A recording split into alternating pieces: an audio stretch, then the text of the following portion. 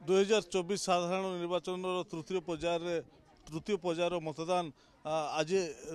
आरंभ होती। देखो आम बर्तमान देवगढ़ विधानसभा मंडल 105 नंबर बूथ जहाँकि तिलैबणी ब्लॉक तिलैबणी प्राथमिक विद्यालय रही आदर्श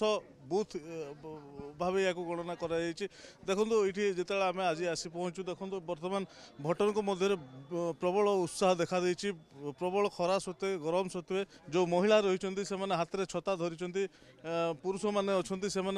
धाड़ी में छिड़ा निज पाली को अपेक्षा कर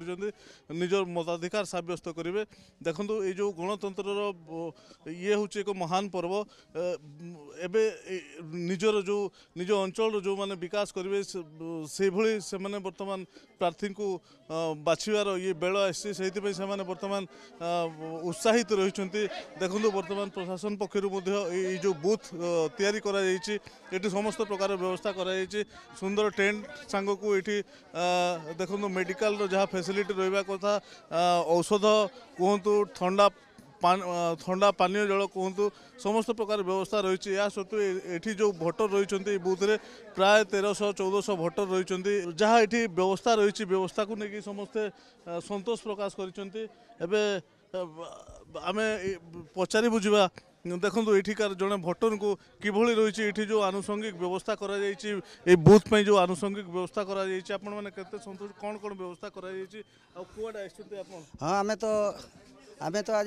भोट देवाई आसू आ देखु ये सब प्रकार व्यवस्था है पानीर व्यवस्था है खरा तो प्रबल होले समस्ते आग्रह सहित भोट देवाई व्यस्त निज निज पाली आसा पर्यंत समस्ते पुरुष और महिला समस्ते धाड़ी बांधि छिड़ा होती तेणु आम मैंने बहुत खुशी जेहेतु आम 5 वर्ष आमर जो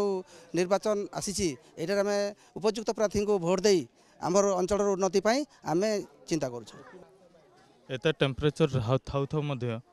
माने बहुत भोटर माने आसछंती से बहुत बहुत धन्यवाद। आ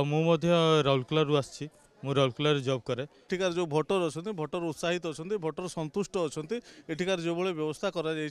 व्यवस्था को लेकिन से संतोष प्रकाश कर निज निज मताधिकार सब्यस्त कर बर्तमान पाली को अपेक्षा कर